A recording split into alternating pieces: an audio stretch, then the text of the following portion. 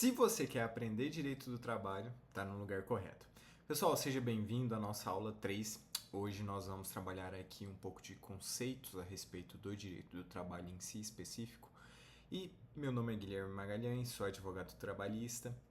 E hoje a gente vai continuar a nossa série de vídeos. Espero que vocês estejam gostando. Para iniciar, pessoal, a gente primeiro, antes de adentrar no conceito específico de direito do trabalho, gostaria de relembrá-los um tema lá da aula 1, onde nós trabalhamos o significado da palavra trabalho.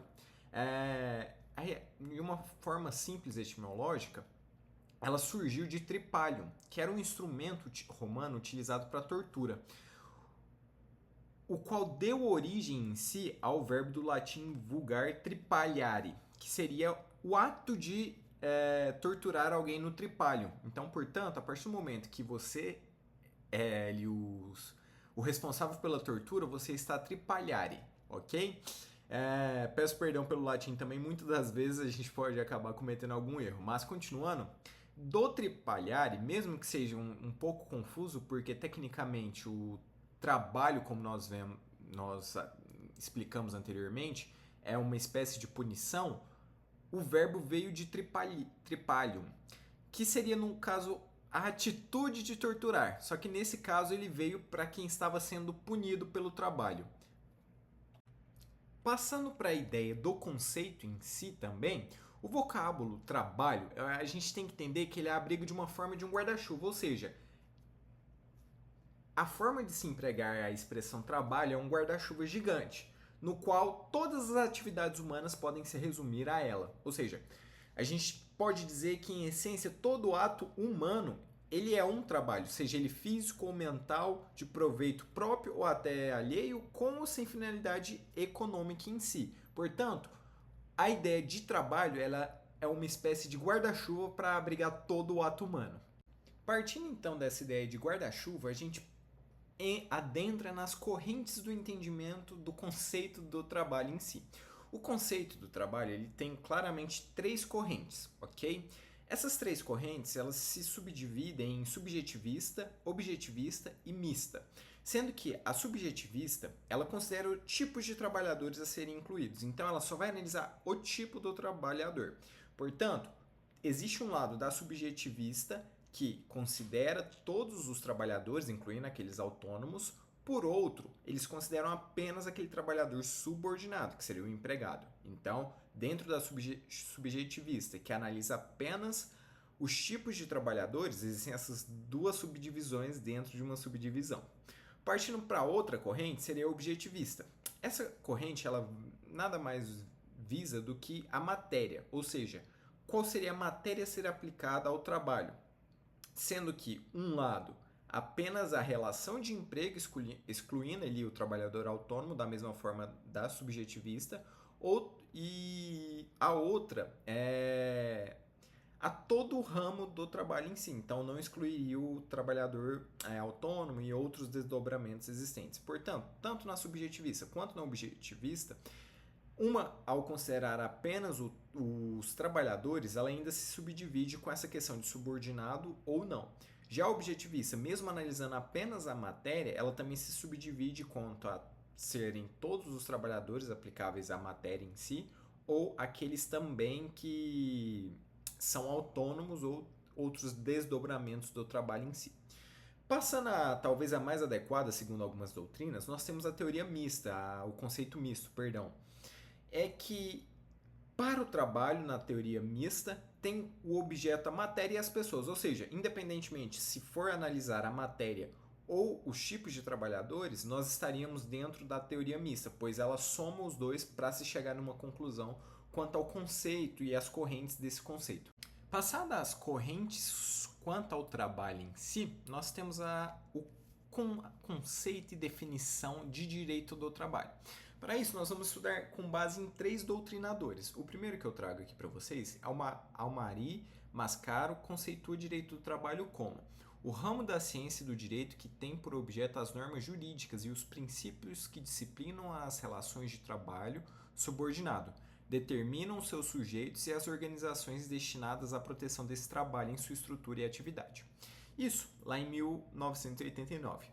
Com o passar do tempo, nós tivemos uma com as mudanças naturais do direito do trabalho em si, nós tivemos uma evolução quanto à sua definição. Passando agora para Maurício Godinho Delgado. Ele já define como complexo de princípios, regras e institutos jurídicos que regulam a relação empregatícia de trabalho e outras relações normativamente especificadas, englobando também os institutos, regras e princípios jurídicos concernentes às relações coletivas entre trabalhadores e tomadores de serviços, em especial através de sua associação coletiva. Só que aí nós tivemos uma nova evolução. Já citamos na aula anterior a questão da reforma trabalhista. Com a reforma trabalhista, por óbvio, nós também tivemos um acréscimo, ou até mesmo decréscimo, se formos analisar ao pé da letra, quanto à definição de direito do trabalho. Com isso, a gente tem a definição por Carlos Henrique Bezerra Leite, que o definiu como o ramo da ciência jurídica constituído de um conjunto de princípios, regras, valores e institutos destinados à regulação das relações individuais e coletivas entre empregados e empregadores, bem como de outras relações de trabalho normativamente equiparadas à relação empregatícia, tendo por escopo a progressividade da proteção da dignidade humana e das condições sociais, econômicas, culturais e ambientais dos trabalhadores. Então, pessoal, o grande start ali com a reforma trabalhista, que nós podemos ver a grande diferença em si, seria o decréscimo de direitos, até mesmo nas questões de definições. Se nós vermos a definição de lá 1989, nós temos uma definição muito ampla e proteccionista ao trabalhador. Já em 2010, quando já havia caminhado um pouco da legislação e também da jurisprudência em si do TST para esse lado, houve um decréscimo muito pequeno, muito sutil, que não chegou a interferir em grande parte. Só que com a reforma trabalhista de 2017, não com aquele projeto de lei originário apresentado pelo então presidente Michel Temer, mas com os acréscimos realizados pelo deputado, conforme nós citamos na aula anterior, nós tivemos um decréscimo de protecionista ao trabalhador para algo que nós até hoje vivemos em uma esfera totalmente onde se perdeu o conceito mesmo de direito do trabalho. Passando-se dessa questão do conceito e a definição de direito do trabalho, nós chegamos à parte da divisão interna em si do direito do trabalho. Eu gosto muito da doutrina do Carlos Henrique Bezerra Leite quanto a este ponto, porque ele subdivide o direito do trabalho em introdução ao estudo do direito do trabalho, que estuda a teoria geral do direito do trabalho em si, o direito individual do trabalho, bem como o próprio nome diz, que é o estudo das relações individuais do trabalho, certo? Já passando agora para a parte do direito coletivo do trabalho, essa subdivisão, ela ainda se subdivide ainda mais devido aos avanços tecnológicos e até mesmo das relações empregatícias. Por quê?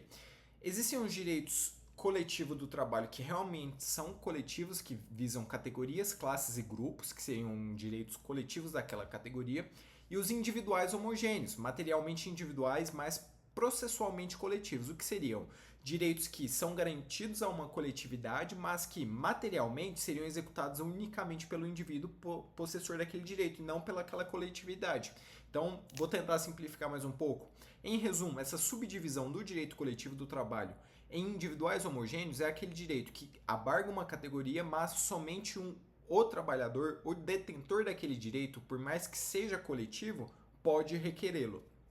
Passando agora, por fim, também pelo direito internacional do trabalho, que ele visa o catálogo normativo por meio de associações com edição de convenção internacionais do trabalho, promovendo melhorias coletivas das condições socioeconômicas, sendo essas as definições clássicas e subdivisões ali mais aceitas pela doutrina em si quanto ao direito do trabalho. Pessoal, se gostaram do conteúdo, deixem um like, ajuda muito, só assim a gente pode continuar as nossas aulas. Até a próxima!